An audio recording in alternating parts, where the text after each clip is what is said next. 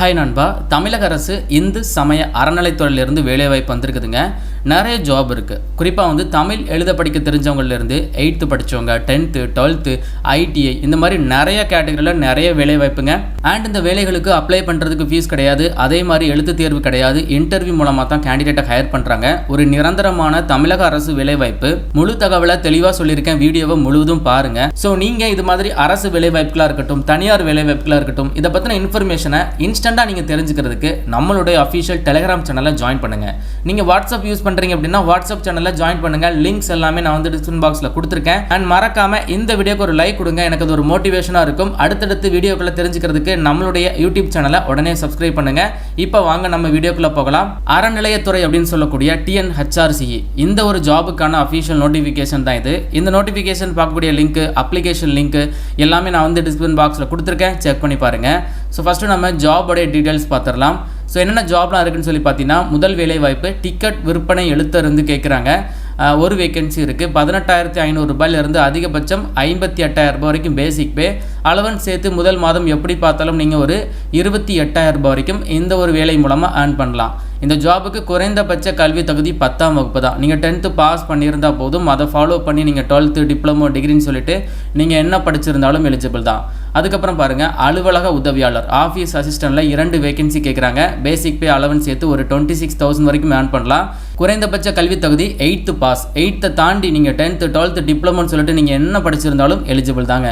So அதுக்கப்புறம் காவலர், திருவழகு, விடுதி காப்பலர், பல வேலை, இந்த மாதிரி ஒரு 4 டைப் ஆஃப் கேட்டகரிக்கு தமிழ் எழுத படிக்க தெரிஞ்சிருந்தாலே போதும் அப்படிங்கிறத சொல்லியிருக்காங்க. கல்வி தகுதியாக வேணாங்க.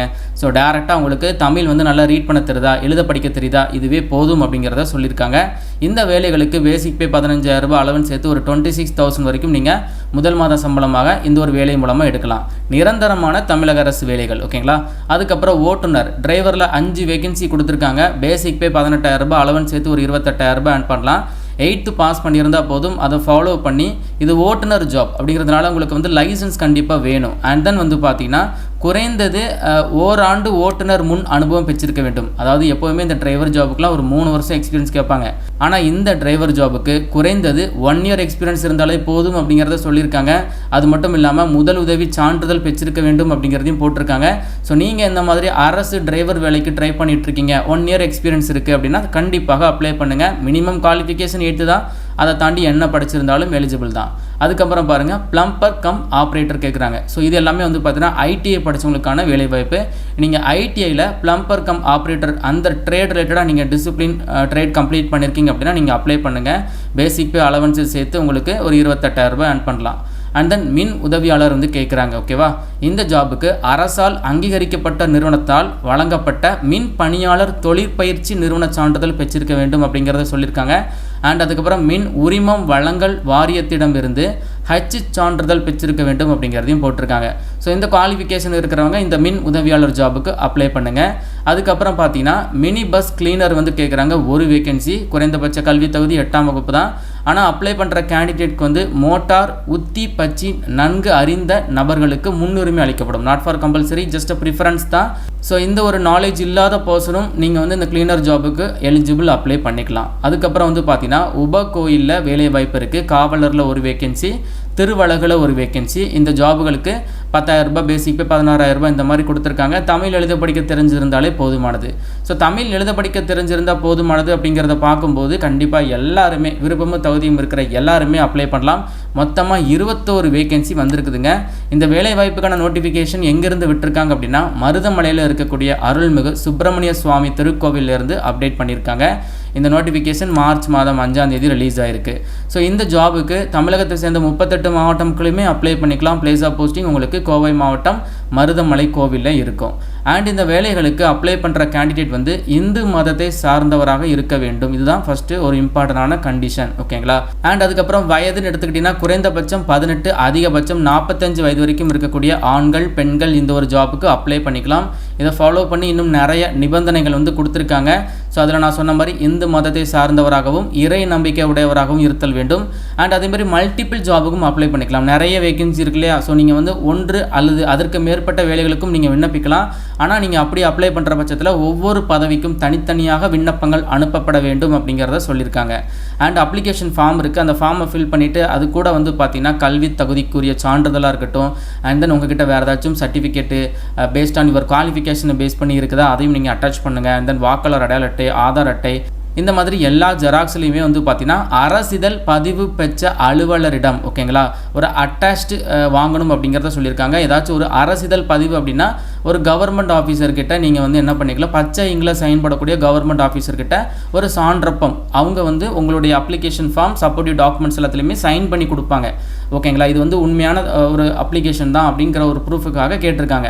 ஸோ நீங்கள் என்ன பண்ணணும், உங்களுக்கு தெரிஞ்ச ஏதாவது டாக்டர்ஸாக இருக்கட்டும், ஹெட் மாஸ்டரு, இல்லைனா கவர்மெண்ட் லாயர், இந்த மாதிரி பச்சை இங்கில் சைன் போடக்கூடிய அதிகாரிக்கிட்ட நீங்கள் இந்த மாதிரி நீங்கள் அட்டாச்சு பண்ணணும், ஜாபுக்கு அப்ளை பண்ணுறேன்னு சொன்னாலே அவங்க போட்டு கொடுத்துருவாங்க ஓகேவா. ஸோ அதுக்கப்புறம் வேறு என்ன கேட்டிருக்காங்கன்னா ட்ரான்ஸ்ஃபர் சர்டிஃபிகேட் கேட்டிருக்காங்க. இந்த மாதிரி நிறைய விஷயங்கள் இருக்குது.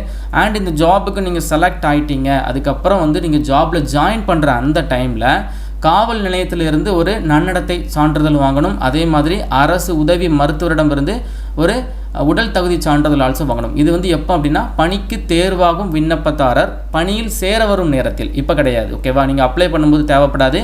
நீங்கள் ஜாபில் செலக்ட் ஆகிட்டீங்க அப்படின்னா நீங்கள் ஜாபில் ஜாயின் பண்ணும்போது நீங்கள் வந்து உங்களுடைய ஏரியா சரௌண்டிங்கில் இருக்கக்கூடிய உங்களுக்குன்னு சொல்லிட்டு ஒரு போலீஸ் ஸ்டேஷன் ஒதுக்கீடு பண்ணியிருப்பாங்க. ஒவ்வொரு மாவட்டத்தில் ஒவ்வொரு தாலுகா வைஸாக இருக்கும். அந்த போலீஸ் ஸ்டேஷன் போய்ட்டு நீங்கள் நன்னடத்தை சான்று வாங்கிட்டு வந்தால் போதும். மற்றபடி வந்து பார்த்தீங்கன்னா நீங்கள் அப்ளிகேஷன் ஃபார்ம் அப்ளை பண்ணி அனுப்பும்போது நீங்கள் அந்த போஸ்ட் கவரில் என்ன ஜாபுக்கு அப்ளை பண்ணுறீங்க அப்படிங்கிறத மென்ஷன் பண்ணுங்கள். ஃப்ரம் அட்ரஸ் டு அட்ரஸ்லாம் எழுதுவீங்க. அதெல்லாம் எழுதி தான் ஒரு ஆஃபீஸ் கவருக்குள்ளே வச்சு தான் நீங்கள் எல்லா டீட்டெயில்ஸை வச்சு தான் சென்ட் பண்ணுவீங்க. அப்படி இந்த ஆஃபீஸ் கவரில் ஃப்ரம் அட்ரஸ் டு அட்ரஸ் எழுதும்போது application for the post of, அதாவது நீங்கள் என்ன ஜாபுக்கு அப்ளை பண்ணுறீங்க அப்படிங்கிறத மென்ஷன் பண்ணி நீங்கள் எழுதி அனுப்புங்க. இந்த செட் ஆஃப் அப்ளிகேஷனை நீங்கள் வந்து நேரடியாக கொண்டு போய் கொடுக்கலாம். அப்படி இல்லைனா அஞ்சல் மூலமாக நீங்கள் வந்து என்ன பண்ணிக்கலாம், அனுப்பி வைக்கலாம் அப்படிங்கிறதையும் சொல்லியிருக்காங்க. இன்னும் நிறைய ஜென்ரல் இன்ஃபர்மேஷன் கொடுத்துருக்காங்க. முழுமையாக அந்த வீடியோவை தெளிவாக பாருங்கள். கடைசி நாள் அப்ளிகேஷன் க்ளோசிங் வந்து பார்த்தீங்கன்னா ஏப்ரல் மாதம் 5ஆம் தேதி வரைக்கும் டைம் இருக்குது. அடுத்த மாதம் 5ஆம் தேதி ஓகேங்களா. அதனால் விருப்பமும் தகுதியும் இருக்கிறவங்க இப்போவே நீங்கள் அப்ளிகேஷனை எல்லா டாக்குமெண்ட்டையும் அவங்க சொன்ன மாதிரி அந்த அட்டாச்லாம் வாங்கி சென்ட் பண்ணி கொடுத்துருங்க. அனுப்ப வேண்டிய அந்த முகவரி அந்த அட்ரஸ் ஆல்சோ கொடுத்துருக்காங்க. அண்ட் இதில் நீங்கள் அனுப்பும்போது என்ன சொல்லியிருக்காங்க அப்படின்னா அஞ்சல் மூலமாக நீங்கள் அனுப்புகிற பட்சத்தில் 25 ரூபா மதிப்புள்ள அஞ்சல் வில்லை ஒட்டிய சுய விலாசமிட்ட ஒப்புகை அட்டையோட நீங்கள் அனுப்பணும் அப்படிங்கிறத சொல்லியிருக்காங்க. இது வந்து ஒரு அக்னாலஜ்மெண்ட் கார்டு. நீங்கள் போஸ்ட் ஆஃபீஸில் போய் நீங்கள் 25 ரூபா ஸ்டாம்பையும் வாங்கிட்டு அக்னாலஜ்மெண்ட் கார்டோட அனுப்பணும்னு சொன்னாலே போதும், அவங்களே உங்களுக்கு ப்ராசஸ் பண்ணி கொடுத்துருவாங்க. ஸோ இந்த நோட்டிஃபிகேஷன் எண்டில் வந்து பார்த்தீங்கன்னா உங்களுக்கு அப்ளிகேஷன் ஃபார்ம் இருக்குது. இந்த அப்ளிகேஷன் ஃபார்ம் மட்டும் நீங்கள் ஃபில் பண்ணி சென்ட் பண்ணுங்கள். இந்த அப்ளிகேஷன் ஃபார்ம் உங்களுக்கு தமிழில் தான் இருக்குது. அதனால் நீங்கள் தகவல்கள் எல்லாமே நீங்கள் தமிழ்லேயே ஃபில் பண்ணுங்கள் ஓகேவா. உங்களுக்கு ஏதாச்சும் டவுட் இருக்குது அப்படின்னா கமெண்ட் பாக்ஸில் கேளுங்க. எங்கிட்ட பர்சனலாக ஏதாச்சும் டவுட் கேட்கணும் அப்படின்னா நம்மளோட இன்ஸ்டாகிராம் பேஜை ஃபாலோ பண்ணுங்கள். இந்த வீடியோ உங்களுக்கு யூஸ்ஃபுல்லாக இருந்துச்சுன்னா லைக் பண்ணிடுங்க. தேங்க்ஸ் ஃபார் வாட்சிங். See you. Bye.